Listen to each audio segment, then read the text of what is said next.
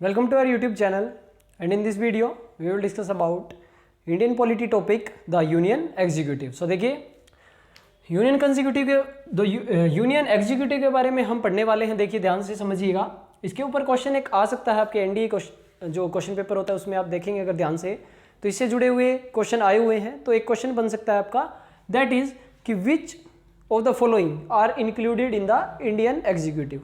तो आपको पता होना चाहिए कि इंडियन जो हमारा यूनियन एग्जीक्यूटिव है उसमें कौन कौन है। देखिए president, vice president, council of ministers, okay. And council of ministers के हेड कौन है? This is headed by prime minister. तो ये बात ध्यान रखिएगा, ये ऑप्शन आ सकते हैं आपके पास, तो इसको गलत मत करें। एंड यस, यूनियन गवर्नमेंट भी बोल सकते हैं हम यूनियन एग्जीक्यूटिव को, president, vice president and council of ministers headed by prime minister. देखिए इसके अंदर हम जो आर्टिकल पढ़ेंगे इनमें से ये पहले हैं प्रेसिडेंट के आर्टिकल्स हम पढ़ने वाले हैं अभी इस पार्ट के अंदर। देखिए इसके जो हमारे आर्टिकल है कॉन्स्टिट्यूशन में प्रेसिडेंट की वो हैं 52 से लेकर 78 तक। सो 52 से लेकर 78 तक इंपॉर्टेंट आर्टिकल्स हम डिस्कस करने वाले हैं। वही इंपॉर्टेंट आर्टिकल आपको नोट डाउन करने हैं, वही एग्जाम में उनसे रिलेटेड हम क्वेश्चन थोड़े बहुत डिस्कस करेंगे कि किस टाइप से क्वेश्चन आ सकता है। सो यस, सबसे पहला जो इंपॉर्टेंट आर्टिकल है वो है 58, जिसके अंदर बताया गया है qualification of a person to become president of India. India का अगर आपको प्रेसिडेंट बनना है या किसी भी व्यक्ति विशेष को, तो उसकी क्वालिफिकेशंस क्या होनी चाहिए। लेट्स सी, एग्जाम में आ सकता है कि what are the qualifications needed to become president of India. तो यहाँ पर आप क्या लिखेंगे? सबसे पहली condition, must be the citizen of India. India का वो सिटीजन होना चाहिए, मस्ट है। Second is he should be minimum 35 years old, ये कंडीशन भी याद रखिएगा। And third is no office of profit, means president की पोस्ट के अलावा कोई और ऑफिस उन्होंने प्रॉफिट जहाँ से आ रहा है वो अपनाया नहीं हुआ है, ठीक है। अगला है उनकी क्वालिफिकेशन जो है एक लोकसभा मेंबर के जितनी होनी चाहिए। Qualification not in educational terms, कि वो क्वालिफाइड होने चाहिए लोकसभा के मेंबर बनने के लिए। अगर वो क्वालिफाइड है लोकसभा के मेंबर बनने के लिए, so yes he can apply for the post of president and after that elections will be held. So let's move on to the next part कि कैसे बनेंगे वो प्रेसिडेंट। सो इसमें हमारे आर्टिकल शामिल हैं 54, 55 एंड 57। देखिए इसके अंदर हम बात करेंगे इलेक्शन ऑफ द जो प्रेसिडेंट ऑफ इंडिया के पोस्ट के लिए इलेक्शन होते हैं वो कैसे होते हैं, what are the various process, सब कुछ हम डिटेल में डिस्कस करेंगे। देखते हैं, not directly elected by people, बहुत इंपॉर्टेंट बात है ये। देखिए इनको डायरेक्टली इलेक्ट नहीं करते, जैसे हम हमारे एमपीज को इलेक्ट करते हैं, एमएलएज को इलेक्ट करते हैं डायरेक्टली वोट डालकर, ऐसे हम इनको इलेक्ट नहीं करते। He is indirectly elected by whom. Let's see, question आ सकता है कि कैसे प्रेसिडेंट अपॉइंट होते हैं। तो वो होते हैं अपॉइंट, इलेक्टोरल कॉलेज बनता है एक उससे। इलेक्टोरल कॉलेज होता क्या है, कौन कौन से इसके अंदर मेंबर्स होते हैं, ये सब कुछ हम देखते हैं। देखिए अगला क्वेश्चन जो हमारा बन सकता है एनडीए पॉइंट ऑफ व्यू से वो है, who are the members included in electoral college. तो इलेक्टोरल कॉलेज आपको पता होना चाहिए कहाँ पर यूज होता है, प्रेसिडेंट के इलेक्शन में। तो जो हमारा इलेक्टोरल कॉलेज उसमें इलेक्टेड मेंबर होंगे। देखिए यहाँ पर था कि इलेक्टेड जो मेंबर है वो यूज होंगे, वो नहीं जो नॉमिनेटेड है। यहाँ पर आप देख सकते हैं पॉइंट कि nominated member do not participate, बहुत इंपॉर्टेंट पॉइंट है, बिकॉज उसको हमारा जो एमसीक्यू बनेगा उसमें माइट भी वो डाल दें यहाँ पर कि बताइए नॉमिनेटेड मेंबर यूज होंगे कि नहीं पार्टिसिपेशन में, इलेक्शन में पार्टिसिपेट करेंगे या नहीं, तो उसका आंसर आ जाएगा भाई वो नहीं करेंगे, ठीक है। अगला है कि इलेक्टेड मेंबर कहाँ कहाँ के। देखिए दोनों हाउसेज के, दो हाउसेज आप जानते हैं, एक हमारा है लोकसभा, एक हमारा है राज्यसभा। लोकसभा एंड राज्यसभा के जो हमारे एमपीज होते हैं जो इलेक्टेड हैं वही यहाँ पर पार्टिसिपेट करेंगे। सेकंड, लेजिस्लेटिव असेंबली होती है जो डायरेक्टली इलेक्ट होती है, जहाँ पर हमारे एमएलएज जाते हैं, स्टेट की लेजिस्लेटिव असेंबली के इलेक्टेड मेंबर भी पार्टिसिपेट करेंगे। And third is legislative assembly of only and only Delhi and Puducherry. ये दो यूनियन टेरिटरीज हैं, ये आपकी पुडुचेरी यूनियन टेरिटरी वगैरह यूनियन टेरिटरीज हैं जहाँ पर लेजिस्लेटिव असेंबली है, ठीक है। बिकॉज आप जानते हैं यूनियन टेरिटरी को सेंटर डायरेक्टली रूल करता है, but in this there is legislative assembly. तो इनके जो इलेक्टेड मेंबर हैं वो भी यहाँ पर पार्टिसिपेट करेंगे। तो बहुत इंपॉर्टेंट क्वेश्चन बन जाता है यहाँ से कि who participate in the election of president. आपको याद होना चाहिए both houses of parliament. Second, legislative assembly of state, legislative assembly of Puducherry and Delhi, but उनके इलेक्टेड मेंबर, पूरी असेंबली नहीं, उनके इलेक्टेड मेंबर्स। सो आप इनको नोट डाउन कर लीजिए, फिर हम मूव ऑन करते हैं हमारा इलेक्टोरल कॉलेजेस के सिस्टम की तरफ।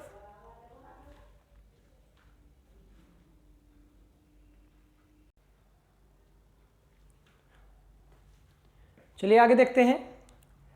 आगे हमारे पास कि हम इलेक्शन की बात कर रहे थे अभी, प्रेसिडेंट के जो इलेक्शन होते हैं उसमें हमने कहा कि इलेक्टोरल कॉलेज एक बनता है जिसके द्वारा इलेक्शन किया जाता है।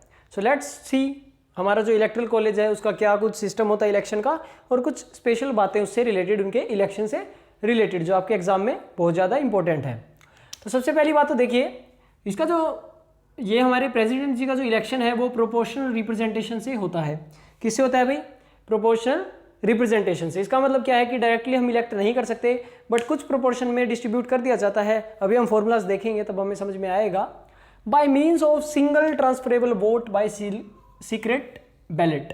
ये सिंगल ट्रांसफरेबल वोट हम देखेंगे, अभी हम स्टडी करेंगे इसको फॉर्मूला को, तब आपको समझ में आएगा। लेकिन इससे पहले कुछ इंपॉर्टेंट पॉइंट्स हैं, आप नोट डाउन कर लेंगे। ये पॉइंट्स आप नोट डाउन कर लेंगे, 5 पॉइंट्स। फर्स्ट है कि ये अपना रेजिग्नेशन किसको दे सकते हैं?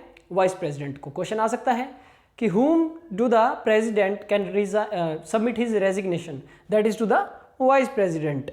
Second is सिर्फ और सिर्फ सुप्रीम कोर्ट इंक्वायरी कर सकता है in the election of president, high court नहीं, सिर्फ सुप्रीम कोर्ट। सेकंड, ओथ जब ये ले रहे हैं प्रेसिडेंट की, किनके सामने लेंगे? CJI means chief justice of India. Chief justice of India के सामने क्या लेंगे? अपनी ओथ। अगला पॉइंट है आर्टिकल 56 बोलता है कि प्रेसिडेंट कितने साल तक अपना पोस्ट ग्रहण करेंगे? That is only and only for 5 year. लेकिन स्पेशल बात यहाँ पर यह है इंडिया की कि कितने टाइम पर कितनी ही बार प्रेसिडेंट बन सकते हैं, इसकी कोई सीमा नहीं है, कोई लिमिट नहीं है, ये बात ध्यान रखिएगा। So let's move on to our electoral college. See, कोई भी कैंडिडेट जीता माना जाएगा अगर उसके पास मिनिमम 50% वोट आ जाते हैं।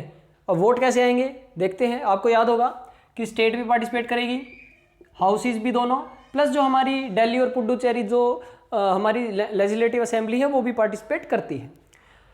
तो एक एमएलए का वोट कितना होगा? एक एमएलए का वोट कितना होगा? जितनी उस स्टेट की पॉपुलेशन है। फॉर एग्जांपल, एक एग्जांपल हम मान लेते हैं। फॉर एग्जांपल वहाँ की हमने पॉपुलेशन मान ली 1 लाख। ओके, हमने 1 लाख पॉपुलेशन मान ली वहाँ की। ओके, हम इंडिया का एग्जाम्पल नहीं ले रहे, हम जस्ट एक सिंपल एग्जाम्पल ले रहे हैं बिकॉज 1 लाख बहुत कम होगी किसी भी स्टेट की। Total number of elected MLA हमने मान ली वहाँ से 10 हैं। ठीक है, कि वहाँ के जितने एमएलए हैं वो 10 है। तो हम अगर डिवाइड करते हैं यहाँ पर तो हमारे पास ये वैल्यू आ जाएगी 10 की पावर, या फिर हम डायरेक्टली लिख सकते हैं।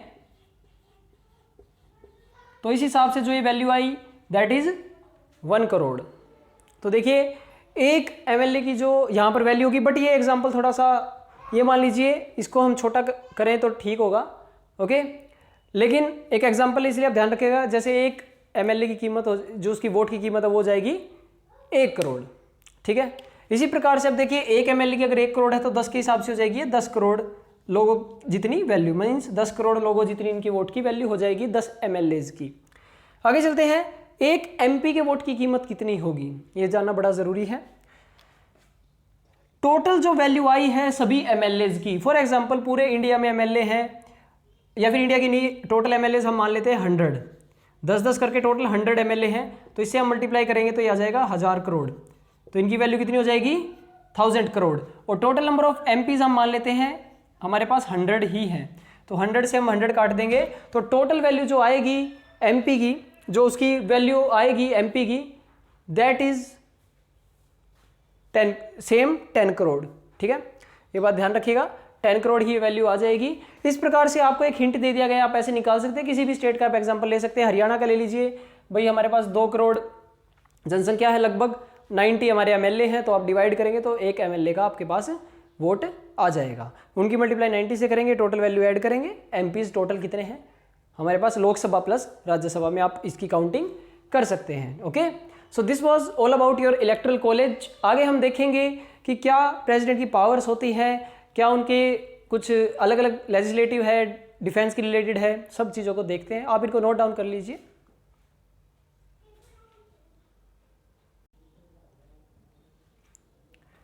चलिए आगे देखते हैं। नेक्स्ट पार्ट है हमारा, देखिए हम इनसे रिलेटेड, प्रेसिडेंट से रिलेटेड हम कुछ पावर्स वगैरह हम पढ़ने वाले हैं। Let's see.